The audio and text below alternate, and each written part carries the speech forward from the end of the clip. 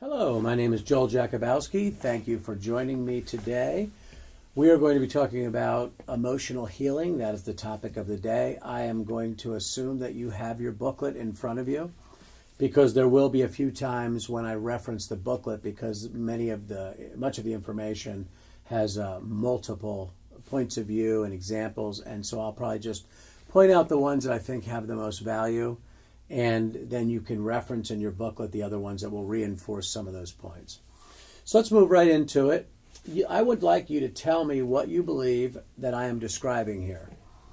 The definition: a psychological response in the left hemisphere of the brain causing a 90-second chemical cascade triggered by sets of specific circumstances and situations. What we're describing is the science of emotions. Science tells us that emotions are chemicals, a form of neurotransmitter, which means brain message, that provide data about yourself and others. Emotions are a feedback system delivering information that drives behavior and decision, is the guidance system often for behaviors and decisions, and we're going to talk about that today. Emotional literacy is the capacity to access and interpret that emotional data. So we'll break down emotional literacy in just a little bit. So there are obviously areas of need for emotional healing, specifically as it applies to this training. We'd be talking about addiction, because addiction is such a behavioral manifestation in its entity, in its disorder, in its obsession. And so when we think about addiction and we think about areas of emotional healing, I'm sure already you're thinking about some areas in your own life where addiction has impacted your emotions. And that often comes in the form of relationships. So we certainly have addiction, but there's certainly a lot of other events that will impact our emotional life, and they become areas that need healing. And so these don't apply specifically to the manifestation of addiction, or that addiction maybe caused these, but they were experiences of a person long before maybe the addiction even occurred. And these can occur in the family and can be exposed to the person in addiction, or they can be trauma experienced actually by the person in addiction that may have influenced the desire to regulate that emotional dysregulation caused by that emotional upheaval and those traumatic situations. So traumatic events is one. PTSD is a big one.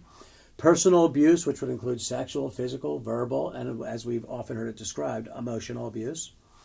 Guilt and shame induced on us or produced in us by the effects of others or our own decision making, with or without addiction. Issues of abandonment, divorce, suicide, death in the family, especially untimely death can be very difficult, or death of the most prominent caregiver. Acts of betrayal, disloyalties. Then there's issues of fear and anxiety. And then, of course, just loss in general of the things that had great value in our lives, which means they were things that probably produced security for us. So there are a lot of symptoms in the way that emotional wounds manifest. Again, I want you to look to your booklet. This is a very long list, so I won't list every one. But we have unforgiveness issues. Hard to forgive people becomes a big issue of emotional wounds. Escapism, or trying to flee from areas that create emotional discomfort. Which would be, of course, escapism, and then feelings of hopelessness can occur. But it can go the other way, too, and it can drive a point of achievement-drivenness to the point of perfectionism, which, of course, we know is an unattainable goal. None of us are perfect. And it can create hostility, and often it creates hostility not only to others, but even to ourselves, and from a faith perspective, it can cause hostility to God. And so we work through a series of difficult emotions to find a place of healing and a place of change, and then naturally a place of development. Our ability to work through these emotional wounds and to work through emotional moments points to our development as human beings. So if we're not experiencing emotion, or if we're not working through the pain of events and those emotional wounds, it actually causes a limitation in our actual personal development. And so see your list, and there's other manifestations of this too that are physical. It's cutting, where a person actually cuts to relieve areas of pain in a physical way, which of course is connected to a psychological response. And then of course lashing out And so there's a lot of physical manifestations as well as interpersonal things that the person's experiencing. And so these are the areas that we're working on to bring a person out of this bondage of emotional wounds and emotional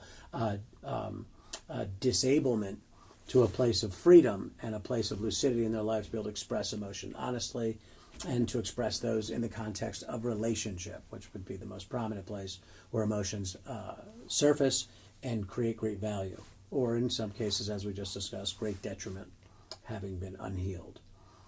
And so let's move on. So let's talk about just some affirmations that kind of draw us into the segue of this training. There's a wonderful affirmation that says, never be ashamed of a scar. It simply means you are stronger than whatever tried to hurt you. And so now with that in mind, the first step to that healing, though, would be, of course, recognizing that there is a wound. We cannot target what we are unwilling to or unable to identify. And this is a great reason to reach out for help and to reach out for a healthy dependency on the people in our life that act as the caregivers, the professionals, the counselors, the ministers, whatever the case would be, to help us identify the areas in which we need healing. So one of the things we talked about earlier was a concept called emotional literacy. This is basically what you would call an emotional navigation tool. It's defined having the ability to accurately identify and understand our feelings. So in other words, when a feeling comes over me, I don't dismiss it. I don't try to distract from it. I don't escape from it. I try to identify a couple of different things. What I'm trying to identify is, what is the feeling I'm feeling? When we have come out of a lifetime of addiction or any form of escapism, really what we're doing is we're trying to avoid feeling the feeling we're feeling. So we don't really learn what the feeling is. It just kind of overrides us and it takes control, and then there's a bunch of manifested responses. So we really have to be able to identify, okay, what is it I'm feeling? And then if I can identify what I'm feeling, and in this case, let's say anger, then I can say, okay, why might I be feeling this way? What that would be the next step. So what am I feeling? Why might I be feeling this way? And so what has maybe caused this feeling of anger in me? And then, of course, once I have identified it's a feeling of anger, I'm starting to get a handle on maybe what's caused those feelings. I can identify and put a target to it. Then I want to think about, how can I release this emotion? And this is pivotal. How can I release or manifest this emotion in a healthy way? Especially if I'm coming out of a family that's been immersed in addiction, where we're all reacting and not responding in healthy ways, generally reacting and creating and exacerbating even greater emotional upheaval. But I want to figure out, how can I, through my process of addiction where I have not expressed my feelings maybe at all, and when I have, they've come out in the form of usage, which is really the abandonment of the feelings. Now I want to start learning, okay, I cannot be without my emotions. The idea of a healthy recovery and a healthy change process and healthy emotional healing is not to go into a robot state and to say, I'm just not going to feel. That would be like addiction. What we're trying to say is, I'm going to always feel, but I have to also understand that I'm always going to experience some level of conflict or adversity that brings out strong feelings that can often become overwhelming. So I'm going to identify what that feeling is, why I might be feeling that way, and what can I invest this feeling into in a healthy way that does not create negative responses, which will do, of course, what? Create more upheaval and difficult emotions. And then, of course, the last part is, what can I learn from this experience? So there's an expression that says, can we look back in our lives and find out where have we not been able to separate the pain of the experience, the crisis or the trauma, from the lesson of the experience, crisis or trauma. For many of us, when we're coming into a process of healing and change through a recovery program, what we're recognizing is that we have not done that. And what we make the mistake in often believing is that the crisis of our lives is this addiction. So in terms of what can be learned from this experience, this is a very important factor. It's often the case that we do not often recognize that there's a great value in being able to look back at our past experiences and separate for ourselves the pain of those experiences, which might be driving a lot of my decision making, versus the lesson from those experiences. So the question is, when I have these difficult experiences, am I able, or am I getting to a place, or do I recognize the fact that I need to start learning to separate the pain of the emotion or the experience, which creates all these difficult emotions and starts to create new decision making, which might be adverse? Or am I learning to separate the lesson, hold on to the lesson, and release the pain? So that could be processes of forgiveness, dialogue, investing into the caregivers, getting advice, whatever the case may be, prayer, but learning to let go of the pain and hang on to the lesson. When we're experiencing addiction, the tendency for us coming into a process of change and recovery is that we have a tendency to believe that the traumatic experiences, maybe the sexual abuse or the divorce of my parents, that was the crisis. But in essence, where that might have a crisis variable, that was really just the traumatic event. For us in addiction, the real crisis for us, it's not really the event. The crisis is that for the next 5-10 years of my life, I've been operating in the pain and the lived experience of that traumatic event, which at this point is, in most cases, long gone and no longer a visceral or real-time experience. It's the memory, it's the difficulty, the traumatic moment that now I continue to relive, and it informs all of my behaviors. The pain of that situation keeps being relived and relived in my relationships, in my goal setting, in my view of myself, my view of the world, my view of mankind. And so we have to be careful to recognize that the crisis that we're really trying to address has really been the reaction and the lived experience of the traumatic experience. So we have to go into a process of healing that creates now a new level of development. So what are some tips for emotional pain? Again, I'd like you to look to your booklet. You know, each one of these headings has a little subheading that gives a descriptor. So some tips for emotional healing or healing this emotional pain would be to let go of rejection. Rejection actually activates the same pathway in your brain as physical pain, which is interesting, which is one reason why we believe it hurts so much or why it feels that it hurts so much. So rejection is a terrible, deflating emotion because it tends to insinuate our value. When we receive rejection or feel rejection, what we really believe on some level, and really unrealistically, is that experience creates our value, or maybe the words or actions of another creates our value. When the truth is that we have inherent to our understanding as being created in God's image and being created by God, is that we are of equal value, all human beings, in terms of our dignity and especially in a faith-based response as being created equally by God, who says he's no respecter of persons. We all have identical value, and our value as assigned by God is perfect. So a situation, a person, or a traumatic event cannot establish for me my value. Unfortunately, emotions do a quick leap to value, and we start to go into places of shame, guilt, and self-loathing, which, as we know, certainly as people in recovery and family members who experienced it, it can be disabling. And then we are unable to live out the life that God intended for us. God says, I know the plans I have for you in Jeremiah. They're not plans to harm you, but often adverse events feels as though it's harmful, but it's actually developmentally. Goes on to say, but my plan is to create for you hope and a future.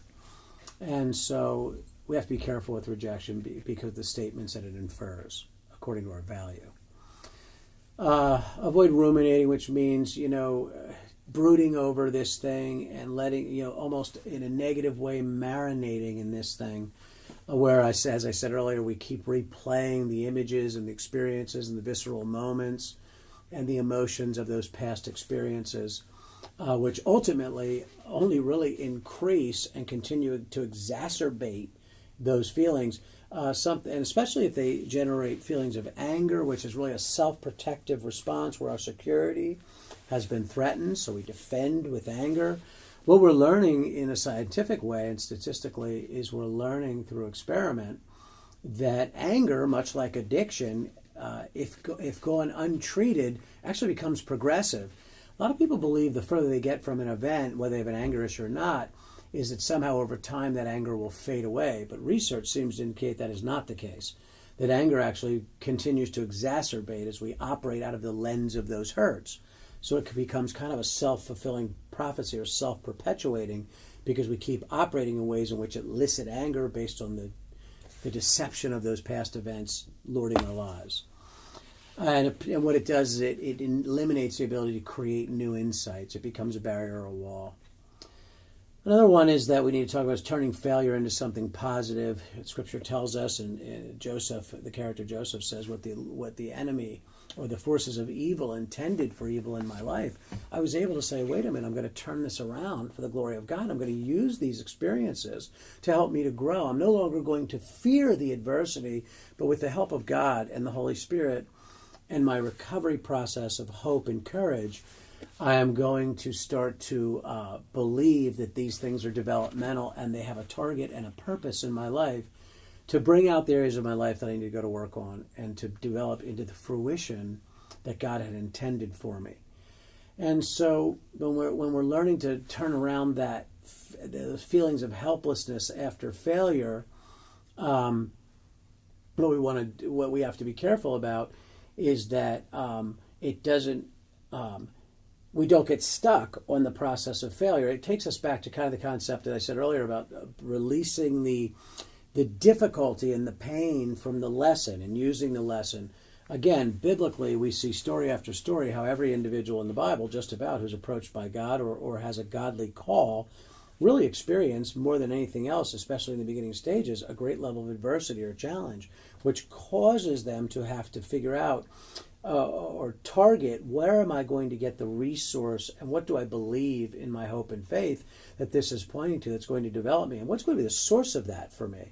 From a faith-based perspective, obviously, as in a process of recovery, what we're doing is we're asking God to show us the value of why these things are entering into our lives, what they're designed to create, what's the positive outcome, the godly outcome. How can I glorify God through this experience, through my own development, to become stronger for Him, for others, for myself? And so learning to turn these ideas of failure into something to learn from. You can research all of the greatest inventors or some of the most formal movers and shakers of our culture throughout history. They did not on their first attempt, or at least none that I know of on the first attempt, were able to have an enormous level of success. Many went through hundreds and sometimes thousands of failed attempts before having epiphany and revelational breakthrough. And so, and those people and those processes have changed our culture. And so we are no different, no matter what the magnitude is of the thing that we're trying to establish, whether it's creating the light bulb for humanity or creating the light bulb for our own life and our ability to have a healthy, productive life. It often takes failure to bring about the education to find the success. And so we can't fear that. So those are a few things. There's, like I said in the bulletin, there's more you can read there. There's another affirmation that tells us our emotions need to be as educated, and that's the key word here, as our intellect. It is important to know how to feel, how to respond, how to let life in so it can touch you. Hard emotions often create for us walls, and so what ends up happening is these walls become a little self-perpetuating, because what happens when I build this wall, which is designed to, as this affirmation is the contrary, which says to let life in, what I'm trying to do is keep the hard parts of life out. And to some degree, when we become very stoic or unemotionally expressive or very isolational or quiet in ways that are defensive, we find that sometimes by not putting out our vulnerability to others or allow others to have a reach of us by building these walls or distances, we find out to some degree it's successful. It really does keep us from entering into what might be heartbreak or the loss of someone by creating lesser degrees of attachment, by creating greater degrees of detachment or unattachment with these emotional walls. I think you probably know where I'm going with this, where it can to some degree feel as though it's successful in keeping out what is difficult. What it is also highly successful at, unfortunately, is it keeps out what is lovely, what is wonderful, and what is designed to allow us to grow and to have wonderful experience in life, so that an entire life is not a defensive posture, but it's a posture where we seek out and with courage and with a strength and a faith greater than ourselves, enter into these situations and relationships that require emotion and emotional exchange. And one of the things that all those relationships do require is vulnerability.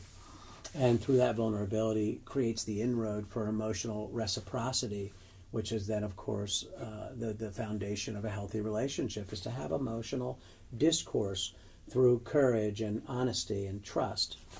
And so we have to be careful that we do not keep the walls up. But the first part of the affirmation spoke to a very interesting thing. What it really spoke to is how we have to really get an education around our emotions. So many of you are familiar with the term emotional intelligence, or EQ. What you're probably more familiar with is the term IQ, emotional quotient. And so here, emotional intelligence would be EI, but emotional quotient would be EQ. And so we've been as a culture, very focused on an intellectual measure by way of IQ.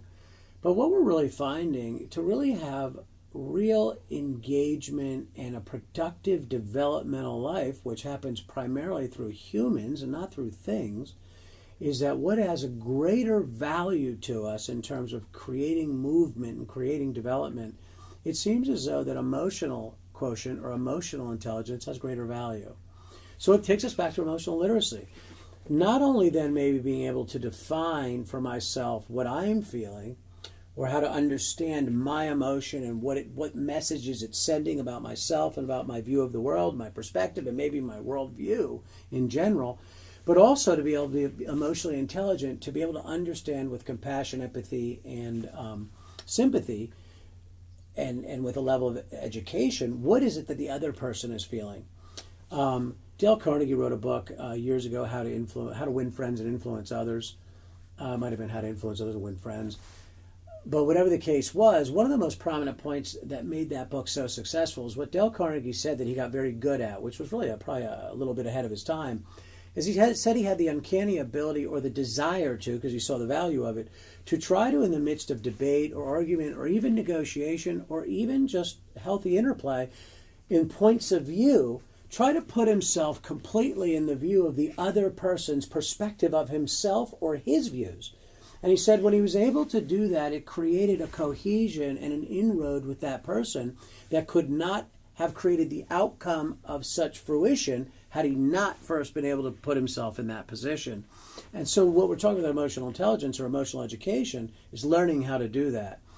One of the most common motives for turning to alcohol or drugs is an inability to deal with those emotions. And this occurs because the individual lacks emotional intelligence or the willingness to get a handle on and start engaging emotion without the fear of what sometimes emotions, the voice of emotions, tell us. So in terms of a definition, emotional intelligence would be the capacity to be aware of, control, and express my emotions or one's emotions, to handle interpersonal relationships judiciously, with good measure, with good discernment, with good judgment, and to do that empathetically. And that really speaks to the dignity and the value and the worth of the person or the relationship. Some would say, in essence, emotional intelligence truly is the key to both personal and professional success. So what are some ways to develop emotional intelligence, especially in the context of recovery? Again, I'm going to ask you to look to your bulletin. There's a lot of information here, and we certainly don't have time. And I would probably bore you to death to read every one of those things when you can simply do that on your own. And it might be a more healthy pursuit to process some of this information on your own, and certainly as a person of faith to do that with the Lord. So again, 10 ways to develop emotional intelligence in recovery. Obviously, learn to empathize with others, which takes us right back to kind of that Dale Carnegie aspect and some of the things we talked about with emotional intelligence. Empathy can be defined as the ability to identify and understand another person's situation. And so that's the best way to probably understand that. The other one is this maybe should have even been number one, especially in terms of how it relates to recovery. So we're not just talking how to develop emotional intelligence or a higher emotional quotient, an EQ. We're relating it to recovery. So let's talk about this one. This one says we have to learn how to recognize stress. We're starting to find out that when we analyze and do research on the common denominators of individuals who have relapsed, we're finding that almost primarily we can tie it in any situation to an unmanaged or not well managed level of stress, or an unrealistic level of responsibility too soon that creates stress. So we have to learn to recognize stress and not create too much too soon. This is the value of soft transitions when individuals spend 30 days, 60 days, 90 days, a year in a program of development, much like the faith-based programs that are out there, which are year-long especially, that keep us engaged in a process where there is really a high level of accountability around areas of stress and responsibility, and there's a very low level of availability to not have accountability and to availability to be tempted to take on too much too soon, to go into old patterns of thinking, old people, places, and things. And so what we're trying to learn to do is create a greater balance between availability and accountability.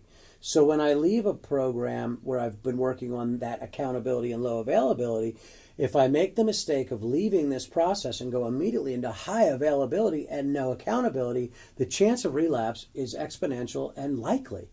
But when I leave this developmental process, these formal processes of treatment and recovery, especially the longer I'm in them, and start to develop a healthy balance between some availability and accountability, and recognizing not to take on too much too soon, learning what are going to be the healthy choices in terms of people, places, opportunities, and not I guess for lack of better terms, outrun myself in where I'm at in my own development. Just because I've completed a program and I've stayed clean in some cases in programs like this one up to a year, it does not then also indicate that I have also had a very good process and balance that I still need to do between availability and accountability. Stress is a number one, and so relapse promoter, so we have to be very careful. Some people experience stress so frequently that they are unable to even recognize it because it's a constant overachievement driven. The other problem for us that also often occurs as people that have come out of, for some of us 10, 15, 20 years of an addictive lifestyle, we're coming to these programs, no matter what age we come into, and primarily adult programs, where we come in our 20s, 30s, or 40s, we keep comparing where we think we should have been in all the years we lost. And so we tend to overcompensate, become achievement driven, and start to eat an entire apple in one bite, when life is about one bite at a time to the core.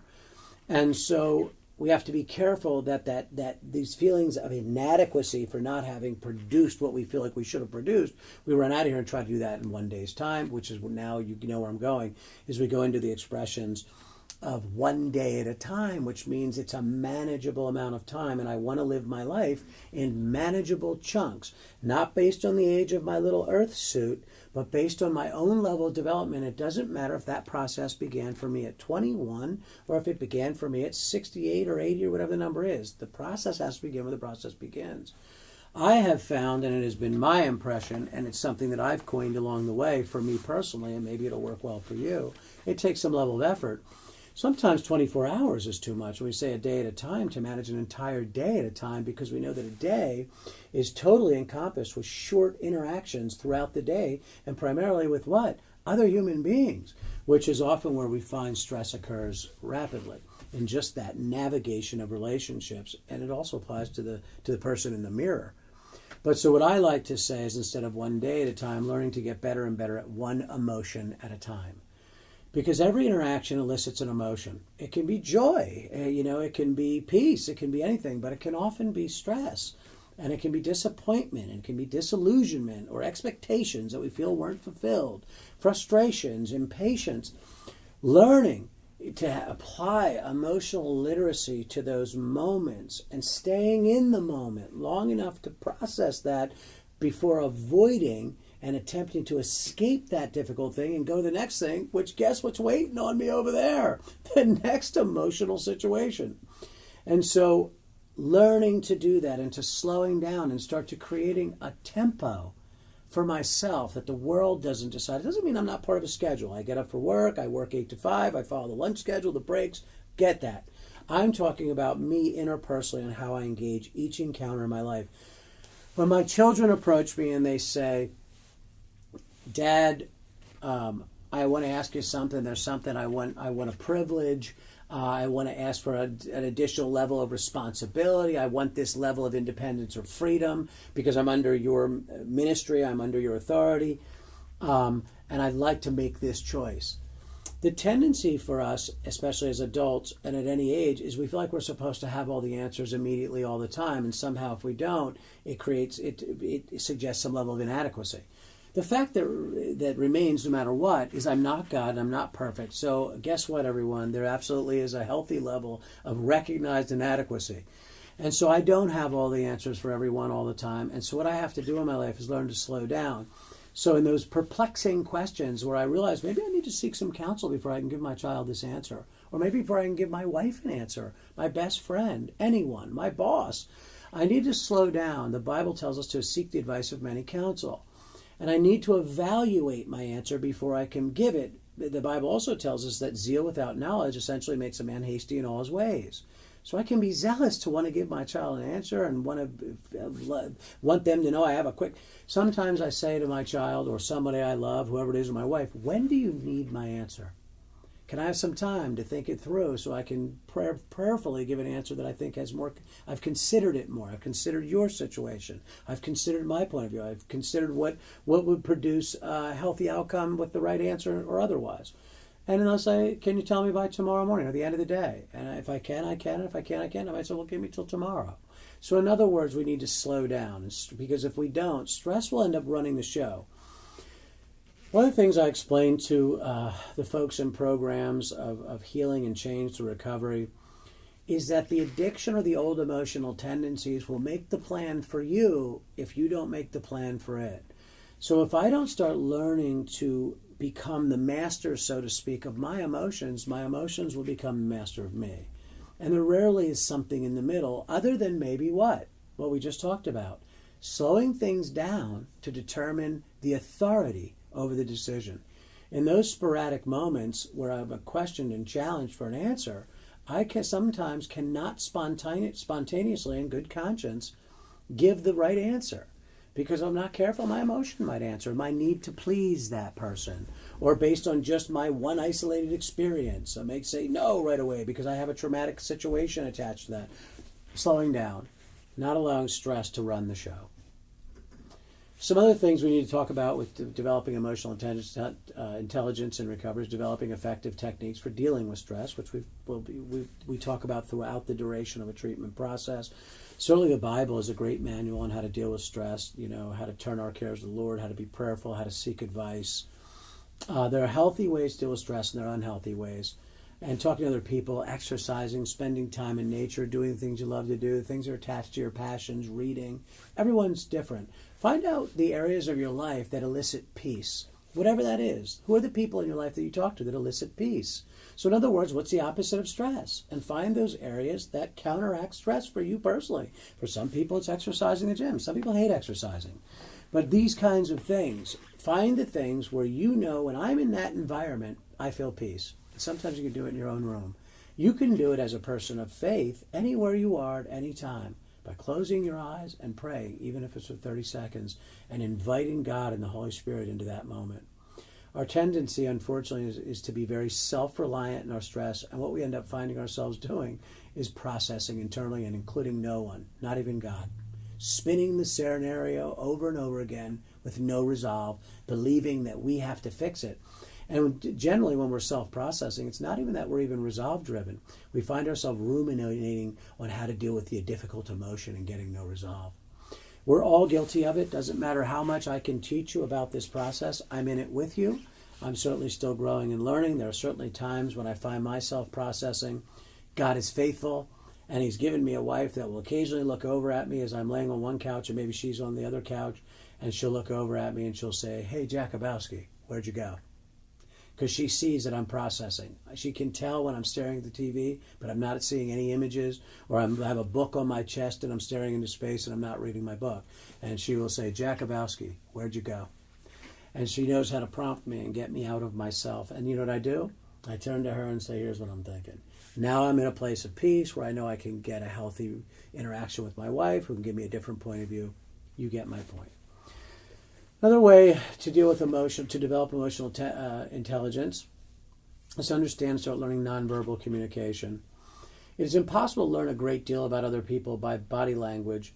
I'm sorry, not impossible. It is possible to learn a great deal about other people by their body language, which we call nonverbal communication. And learning to read it, and being attentive to it.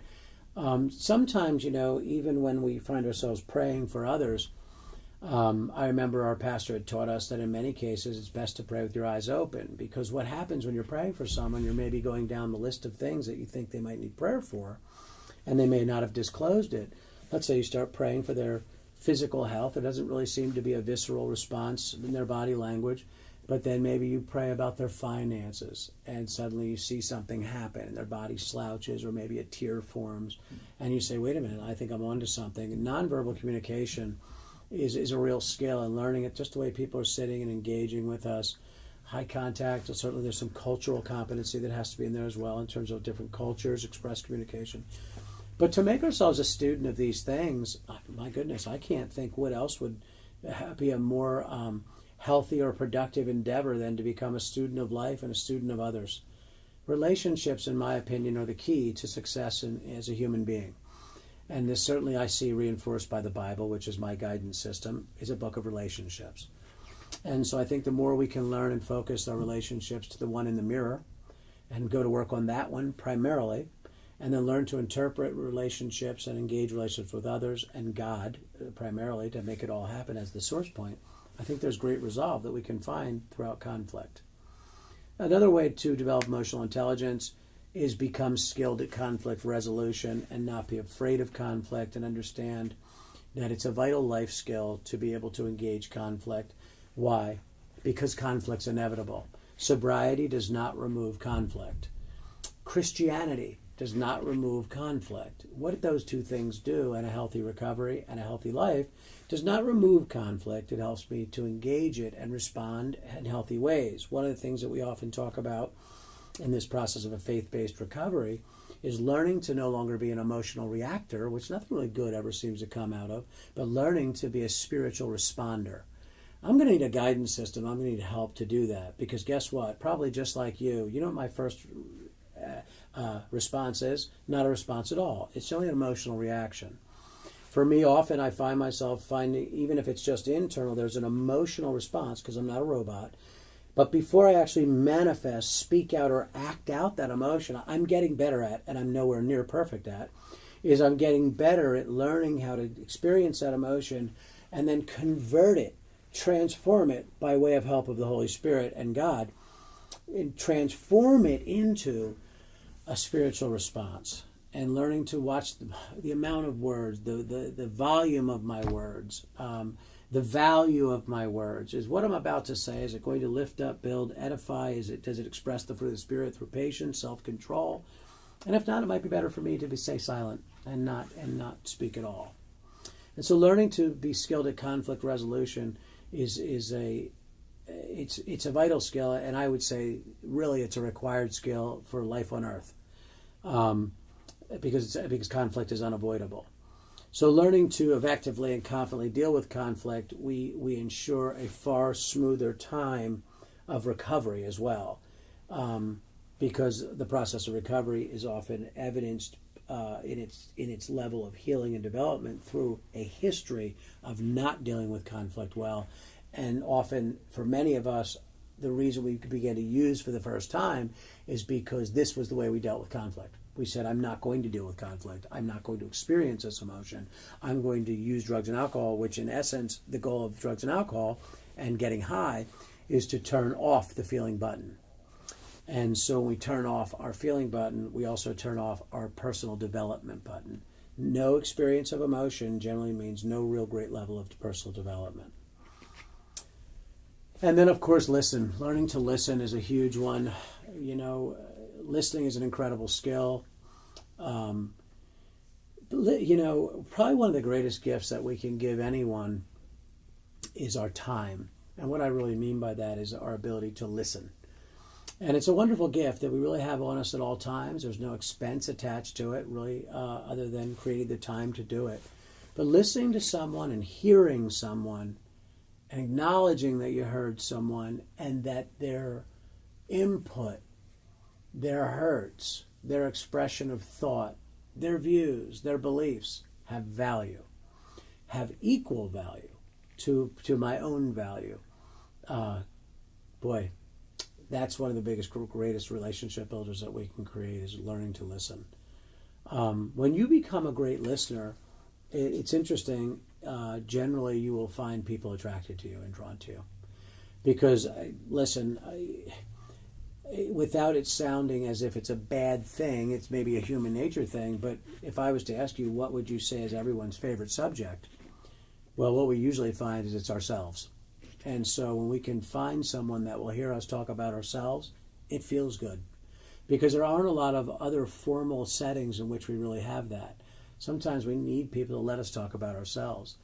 What we have to be careful about as the listener, and really sometimes as the person engaging in the conversation, is that the conversation is not riddled with I, me. Challenge yourself next time, before we move on, challenge yourself next time. When a person comes up to you sharing a life experience of their own with you, let's say they say to you, yeah, I used to be a professional snowboarder. I had endorsements, and this is all part of my testimony. I still really love snowboarding. Do you find yourself, as soon as there's a pause, saying, I used to do snowboarding. Yeah, that really reminds me of a time that I... Or do you find yourself asking more questions about that person and their snowboarding experience?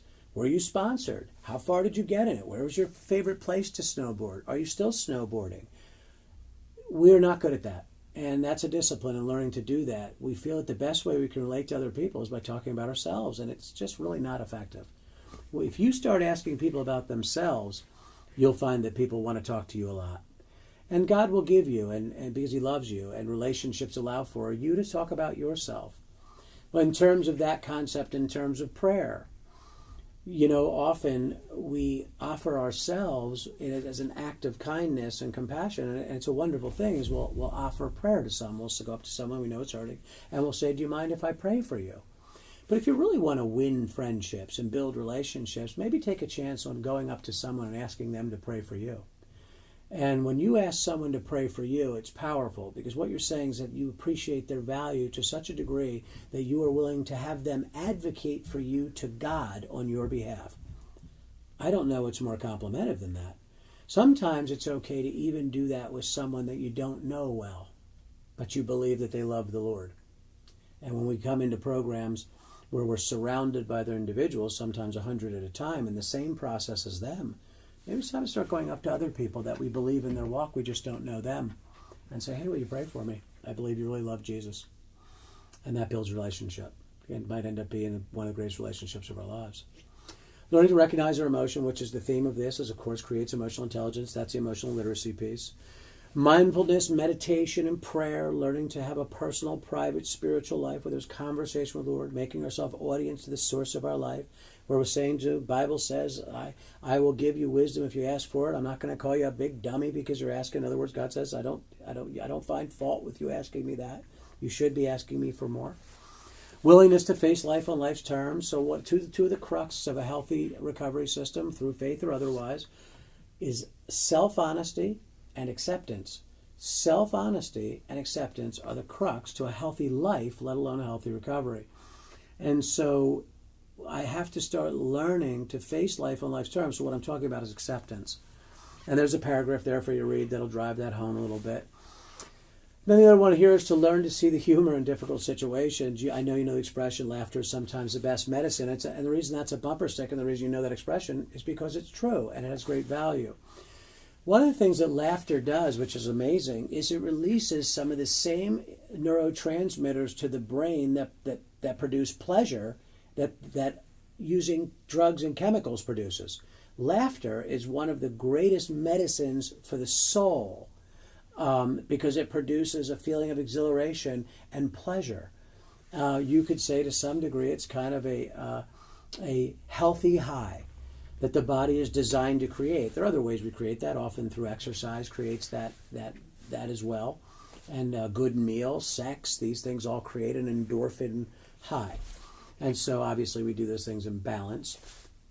So it's not only effective for the individual, but it's also effective for those around you. Humor and laughter is contagious.